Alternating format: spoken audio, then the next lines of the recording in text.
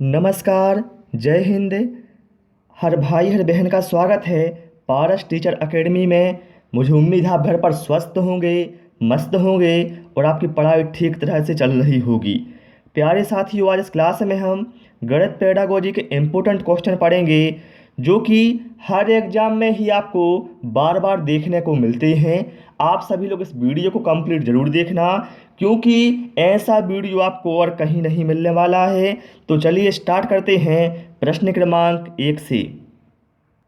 गणित की परियोजना के बारे में निम्न कथनों में से कौन सा सही नहीं है।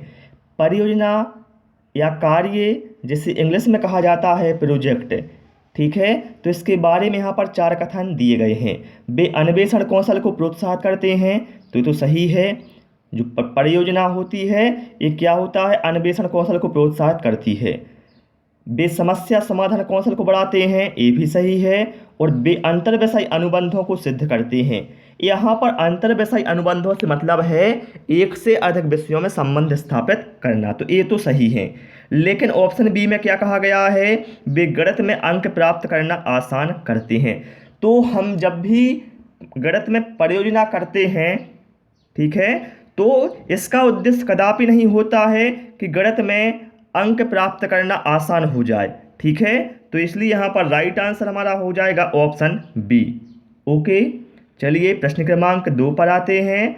गणित में कौन सा चरण समस्या समाधान विधि का नहीं है। यहाँ पर देखिए समस्या समाधान विधि के संबंधित 4 कथन दिए हैं, बताना है कौन सा कथन सही नहीं है। देखिए इसमें क्या होता है, समस्या समाधान विधि में आंकड़ों का संचलन तथा व्याख्या करना, निष्कर्ष निकालना और समस्या को समझना और परिभाषित करना। लेकिन शारीरिक सौष्ठव को अधिक महत्व देना। सौष्ठव से मतलब क्या होता है, मजबूती, मतलब शारीरिक मजबूती को अधिक महत्व देना। तो समस्या समाधान विधि में ऐसा कोई नियम नहीं होता है कि शारीरिक मजबूती को अधिक महत्व दिया जाए, ठीक है। यदि ऐसा होता तो बहुत सारे लोग अभी तक क्या है, जिम ज्वाइन कर लिए होते उन्होंने कोचिंग सेंटर की जगह पर। चलिए प्रश्न क्रमांक 3 पर आते हैं और आप सभी से रिक्वेस्ट है, जिन साथियों को वीडियो पसंद आ रहा है वीडियो को लाइक करना और शिक्षक भर्ती की तैयारी के लिए चैनल को भी सब्सक्राइब कर लेना। कक्षा 5 के विद्यार्थियों को समतल आकृतियों के क्षेत्रफल की संकल्पना से किसके द्वारा परिचित कराया जा सकता है। यदि आपको कक्षा 5 के विद्यार्थियों को समतल आकृतियों के क्षेत्रफल की संकल्पना से परिचित कराना है तो बताना इसमें से कौन सा कथन सही होगा। आयत और वर्ग के क्षेत्रफल का सूत्र बताना। यदि आप अपने विद्यार्थियों को आयत और वर्ग के क्षेत्रफल का सूत्र बताएंगे तो क्या वो वास्तव में क्षेत्रफल से परिचित हो जाएंगे, नहीं होंगे। तो ये तो हो नहीं सकता। आयत की लंबाई और चौड़ाई का पता लगाते हुए आयत के क्षेत्रफल के सूत्र के प्रयोग से क्षेत्रफल की गणना करना, तो इससे भी कोई खास फर्क उन्हें नहीं पड़ेगा, इससे वो क्षेत्रफल की अवधारणा से परिचित नहीं होंगे। लेकिन ऑप्शन सी में क्या कहा गया है, विभिन्न वस्तुओं जैसे हथेली, पत्ती, पेंसिल आदि की सहायता से किसी भी आकृति में क्षेत्रफल को मापना। तो ये जो है ये बिल्कुल सही होगा, क्षेत्रफल की संकल्पना को से परिचित कराने के लिए। तो ऑप्शन सी यहाँ पर राइट आंसर हमारा हो जाएगा। क्लियर। प्रश्न क्रमांक 4, अधिगम संबंधी गलतियों और कमियों को दूर करने के लिए क्या आवश्यक है। ऑप्शन है उपलब्धि परीक्षण, निदानात्मक परीक्षण, सूक्ष्म शिक्षण या फिर उपचारात्मक परीक्षण। देखिए मूल्यांकन के 2 प्रकार होते हैं, एक होता है निदानात्मक परीक्षण और दूसरा होता है उपचारात्मक परीक्षण। दोनों में आपको ध्यान रखना है, जो निदानात्मक परीक्षण है इससे क्या होता है, इसमें क्या होता है, कमियों का पता लगाते हैं। कमियों का पता किस में लगाते हैं, निदानात्मक परीक्षण में, ठीक है साथियों। और उपचारात्मक परीक्षण में क्या होता है, कमियों को दूर करते हैं। तो जब भी आपसे पूछा जाए कमियों को दूर करने की बात तो बताना है वहाँ पर उपचारात्मक परीक्षण, और जब पूछा जाए कमियों की पता लगाना का तो कमियों का पता लगाने के लिए बताना है निदानात्मक परीक्षण। तो यहाँ पर बात हुई थी कमियों को दूर करने के लिए, तो इसलिए यहाँ पर राइट आंसर हमारा होगा ऑप्शन डी, उपचारात्मक परीक्षण। मुझे उम्मीद है आपको अच्छे से क्लियर हो गया होगा। और इसी बात पर आप लोग वीडियो को लाइक जरूर कर दें। चलिए प्रश्न क्रमांक 5, गणित शिक्षण में गणितीय भाषा संबंधी समझ के विकास में आवश्यक नहीं है। यहाँ पर कहा गया है गणितीय शिक्षण में गणितीय भाषा संबंधी जो समझ का विकास होता है उसमें बताइए क्या आवश्यक नहीं है। आप देखिए ऑप्शन ए में क्या कहा गया, गणित की क्रियाओं को क्रमबद्ध रूप में समझना, तो ये तो सही है। विभिन्न दिशाओं में गणितीय समस्याओं को समझना, हाँ ये भी सही है। प्रत्ययों को संकेतों में प्रकट करने को समझना, तो ये भी सही है।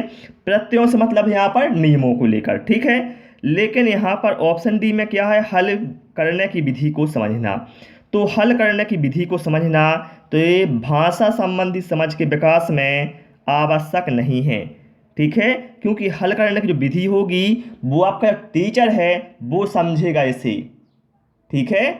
जो आपका टीचर है वो समझेगा इसे, ठीक है, ना कि आप समझेंगे उसे। क्लियर।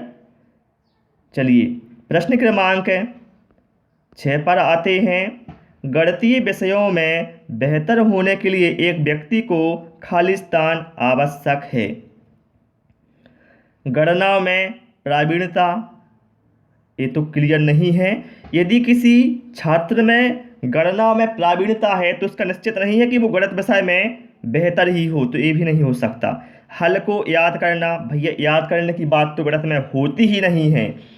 अब ऑप्शन सी में क्या है, अमूर्त चिंतन, मतलब क्या है, छिपा हुआ चिंतन या एवं तर्क संगत विवेचना द्वारा समस्याओं को बनाना और उन्हें सूत्रबद्ध करना, तो ये है गणितीय विषय में बेहतर होने के लिए अति आवश्यक। अमूर्त चिंतन बहुत ही महत्वपूर्ण होता है, ठीक है। तो ऑप्शन सी यहाँ पर राइट आंसर हमारा हो जाएगा।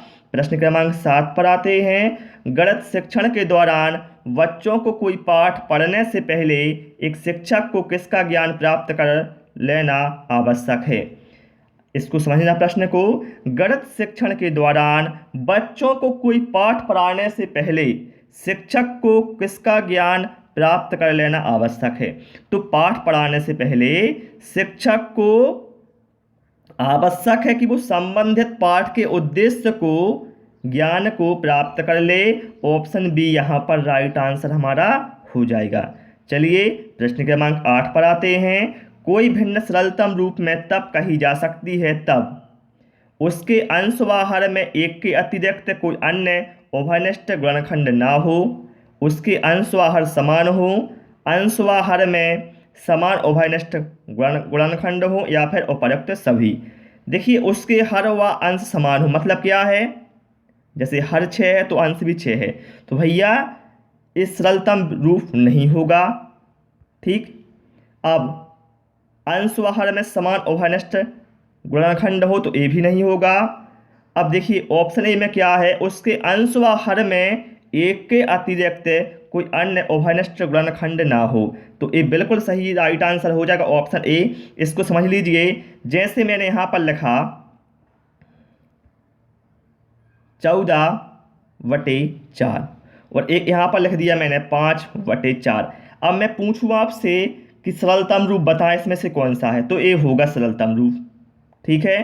क्योंकि इसमें देखिए उभयनिष्ठ गुणनखंड होगा, देखिए 2 सत्ते 14, 2 दूनी 4, ठीक है। तो इस तरह से ध्यान रखना, जो सरलतम भिन्न होती है उसके अंशवाहर में एक के अतिरिक्त अन्य कोई उभयनिष्ठ गुणनखंड नहीं होता है। चलिए प्रश्न क्रमांक 9। कक्षा 2 के शिक्षार्थियों को ठोस और उनके कोनों, किनारों आदि से परिचित कराने का सर्वोत्तम या सबसे उत्तम उपकरण कौन सा है। श्यामपट्ट का तल, जियोबोर्ड, क्यूबस, 3D सॉलिड्स के नेट्स। अब बताना यहाँ पर राइट आंसर क्या होगा।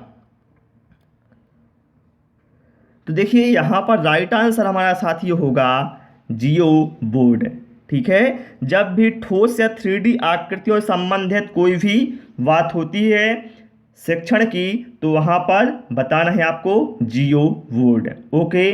प्रश्न क्रमांक 10। गणित की प्रकृति एवं संरचना में निम्न विशेषता नहीं है। गणित की भाषा सांकेतिक है, बिल्कुल सही है। गणित की भाषा तो सांकेतिक होती है, तो ये तो हो नहीं सकता। गणित के निष्कर्ष निश्चित एवं तर्कसंगत होते हैं, ये भी सही है। और गणित की जो विषय वस्तु है वो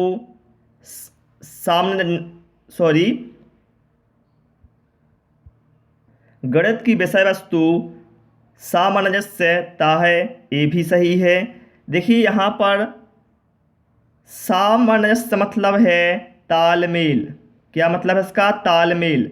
जो विषय वस्तु उसकी उसमें क्या है, आपस में तालमेल है, तो ये भी सही है। लेकिन जो ऑप्शन डी में कहा गया गणित की सभी शाखाओं का मूल आधार समुच्चय सिद्धांत है, तो ऐसा कुछ भी नहीं है। तो ये अपना यहाँ पर राइट आंसर हो जाएगा ऑप्शन डी।